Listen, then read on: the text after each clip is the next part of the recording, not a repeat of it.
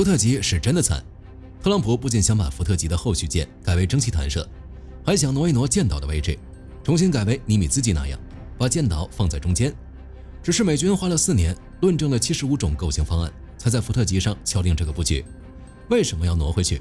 舰岛放在航母中间与航母尾部有什么区别？放眼全球，英国的双舰岛、法国的新核动力航母以及福建舰的布局，背后藏着怎样的秘密？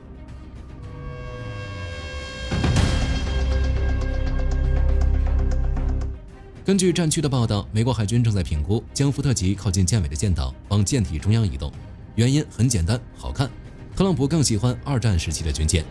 那福特级也要向这个方向靠拢。这个原因着实有点搞不懂。舰岛这东西可不是一句话就能挪的，而且跟上面说的那样，福特级舰岛的位置，美军花了4年，论证了75种构型方案，不能说动就动。在福特级这块长300多米、宽70-80米的飞行甲板上，几十架挂满实弹、加满高压燃油的舰载机，需要完成起飞、降落、滑行、挂弹、加油和维修等操作。唯一高耸的建筑就是舰岛。很多外行人看来，舰岛不过就是一个高一点的瞭望塔，或者说是个开船的驾驶室。实际上，航母舰岛承载的功能之多，远超一般人的想象。舰岛这东西算是航母的感知与指挥枢纽，就那一点空间，塞进5个功能。最基础的是驾驶功能。航母体量大，满载排水量动辄几万吨，在进出狭窄航道、复杂海域或者在编队航行时，航母团队必须具备极佳的前方和侧前视野。而且航母在进行舰载机起降作业时需要逆风航行，团队必须时刻感知风向风速，精准修正航向与航速。于是舰岛的上层前方被设置为航海舰桥，舰长、操舵手全都在这里，指挥航母往哪儿走。还有就是飞机的管制中心设置在舰岛，朝向飞行甲板和舰尾方向的最高点。飞行指挥官被称为 Airboss， 在这里 Airboss 俯瞰飞行甲板的每一寸空间，以及战机降落时的下滑道，哪架飞机该推向弹射器，哪架飞机该在哪个停泊位加油挂弹，降落航线上有没有异常，全在这里统筹调度。在航海舰桥下方还有一个司令部，航母打击群指挥官以及参谋团队在这里通过多元战术数据链掌握方圆上千公里的空情、海情和水下态势，指挥护航的巡洋舰、驱逐舰和核潜艇，执行区域防空、对海突击与反潜作战。还有就是集成传感器与电子设备。航母甲板太平，除了舰岛，没有别的地方可以立桅杆，所以整艘航母最主要的雷达天线、电子战天线、塔康空中导航系统、卫星通信天线，必须全部堆在舰岛的外壁与桅杆上。在现代防空作战中，相控阵雷达安装的高度，直接决定了对低空掠海反舰导弹的盲区距离。舰岛越高，视野越开阔，电磁辐射和信号接收的死角也就越少。还有一个美军用不上的功能，核动力航母不需要排烟，但如果是采用锅炉或燃气轮机的常规动力航母，主机产生的大量高温烟气必须通过粗大的排烟管道，穿过舰体和舰岛内部，排向几十米的高空，要不然高温废气就会干扰甲板上地勤人员与飞行员的视线，还会形成热气流，一旦被后方降落的战机发动机吸入，甚至可能导致发动机空中熄火。就以上情况来看，舰岛这东西相当重要。在航母设计史上，舰岛到底该做多大，该放在哪个位置，都是各国研究的重点。在美国这边，尼米兹级与福特级的舰岛位置就经过调整，虽然改动不大，但优势相当明显。在研究福特级时，美军展开了一场长达4年的论证。从1996年到2000年，海军工程团队评估了超过75种不同的构型设计方案，最终在福特级上做出了一个颠覆性的决定，把舰岛整体向后移动大约42.6米，同时将舰岛体积大幅缩小，外形做引伸切角处理，全舰换装固定阵面的双频相控阵雷达。表面上看改动并不大，在舰体总长度上，尼米兹级为332.8米，福特级为337米，二者差不多。在舰岛位置上，尼米兹级的舰岛位于右舷中部偏后，而福特级的舰岛被直接推到了右舷的最尾部，但这一挪带来了战术维度的跃升。在尼米兹级上，由于舰岛位于右舷中部，把整条右舷甲板切成了互不连通的前后2节。飞机从后方降落后，如果想往前甲板调度，路线非常狭窄。而福特级将舰岛后移后，直接在舰岛前方腾出了将近2000平方米的连续无阻挡甲板。战机降落滑出拦阻左后，可以直接滑进这片整备区，地勤人员可以在这里进行热加油与热挂弹，发动机不用熄火，加油管和弹药升降机同时作业，弄完之后直接向前滑行，进入弹射位起飞，不需要像之前那样在甲板上倒车挪位。如此一来，战机日均出动率直接暴涨，航母的战斗力就在舰载机上，弹射的战机越多，战力越强。在尼米兹级上，战机降落回收和准备起飞在空间上是互相冲突的。如果某架刚降落的战机出现故障停在甲板上，就会打断后续战机的回收循环。福特级将舰岛后移之后，回收与出动可以互不干扰，配合新型电磁弹射器与先进武器升降机，福特级战机的出动效率比尼米兹级提升了25%到30%。和平时期日出动量能达到160架次，高强度战时能冲到220到270架次。舰岛位置换了之后，福特级还顺手优化了飞机升降机的布局与物资流线。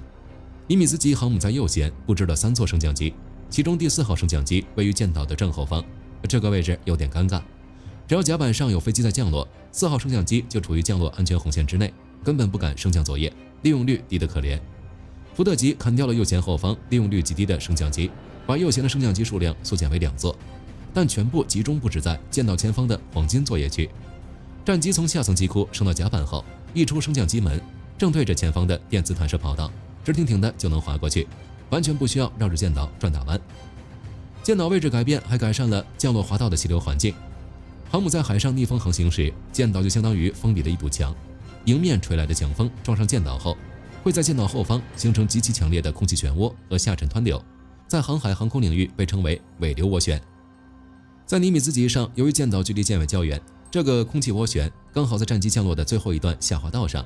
飞行员开着超级大黄蜂，在挂锁前几秒经常会突然遭遇气流颠簸，影响尾钩挂锁的成功率。而福特级把舰岛大幅缩小，外形修形挪到了舰尾最右侧边缘，产生的尾流涡旋偏出了中央降落下滑线，降低了飞行员尾钩挂锁的事故风险。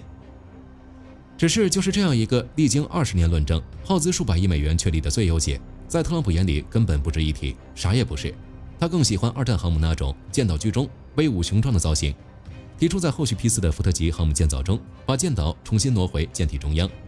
如果真的这样做，带来的后果恐怕不是美国海军能够接受的。把舰岛移回中间，舰岛离舰首更近了，唯一的好处大概就是舰长站在航海舰桥里，肉眼看向舰首正前方的视线盲区能稍微缩小一点点。只是现在都21世纪了，哪还需要舰长靠肉眼开船？现在的福特级全舰四周遍布分布式高精度光电摄像头与全景监控系统，舰桥内部全是综合态势显示器，外界海况、甲板死角、水面障碍物，甚至水下挖人威胁看得一清二楚。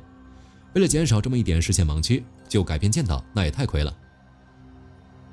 转移福特级舰岛就意味着数十亿美元研发资金直接打水漂，设计图纸全面报废。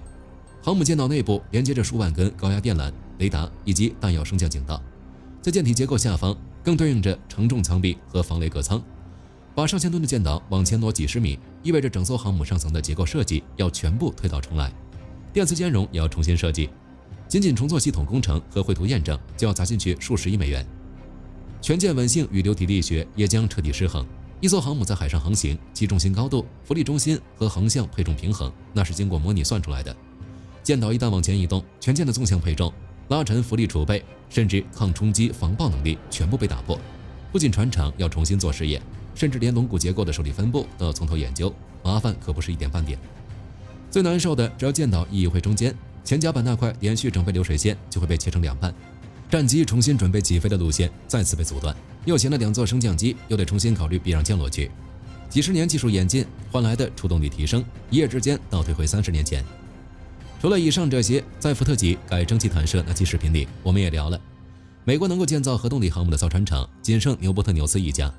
因为产能问题，福特级2号舰肯尼迪号、3号舰企业号以及4号舰米勒号的建造周期已经一拖再拖。如果此时下令修改建造位置，整个船厂的建造计划将彻底被打乱。米勒号以及后续舰的交付时间可能会直接延误5年甚至8年以上。在尼米兹级面临退役的大背景下，美军将面临航母空窗期。所以说，用审美去指导顶尖军事工程，除了制造灾难，浪费纳税人的巨额资金，没有任何实际意义。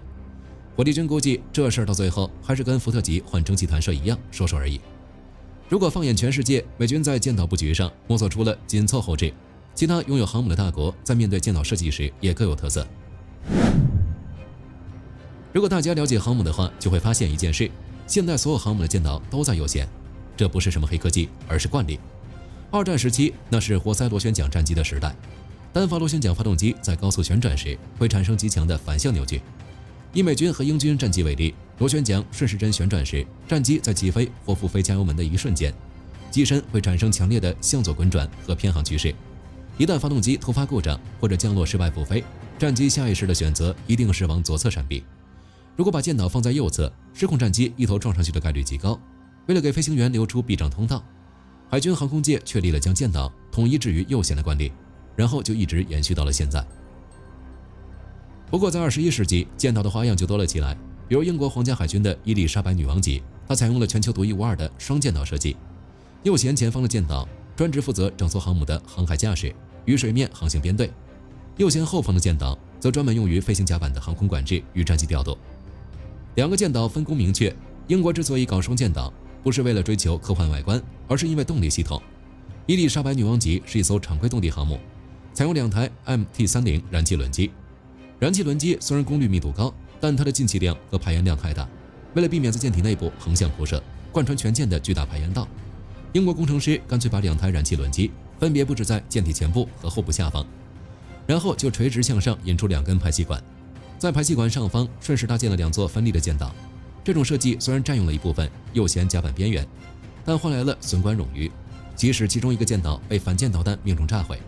另一个舰岛可以立刻接管全舰的指挥和航海控制。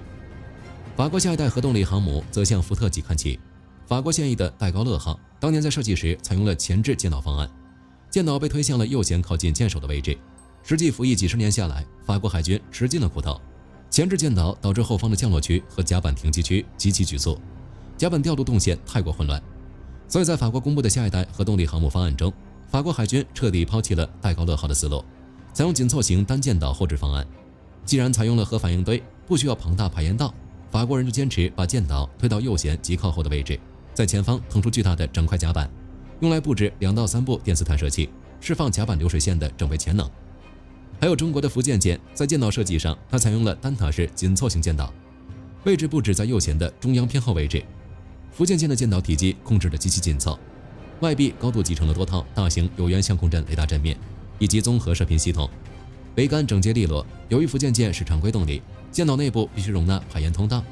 福建舰通过管路优化和总体布局，保证了排烟道以最短路径排出，又将舰岛尽可能向后压缩，为前方的电磁弹射起飞区和右舷整备区留出了充裕的空间。不管其他航母怎么玩，对于福特级来说，把舰岛改回尼米兹级那样，本质上就是一种倒退。当然，如果美国海军愿意这样做，那火力军也没办法，只能喷2句。好了，本期视频就到这里了。您认为福特级的舰岛位置会不会改变？可以在视频下方留言，我们一起讨论。最后别忘了点赞关注，我是火力军，下期见。好的，各位观众朋友们，我们频道一直在聊真实的军事资讯和武器装备，后台也经常有朋友问有没有值得推荐的入门级模型。今天就和大家分享一款近期接触到的产品。首先，它的外形还原度做得相当不错，比例准确，武器上的一些关键细节和标识也都有体现，材质也说得过去，拿在手上有不错的分量感。其次，它具备一定的可动性，对于理解基础操作原理有一定帮助，让它不仅是个静态摆件。综合它的做工和可玩性来看，价格确实比较亲民。对于想入门模型收藏，或者单纯想在桌上贴一个摆件的朋友来说，是一个性价比很高的选择。商品链接已经给你们上了，感兴趣的朋友可以自行了解。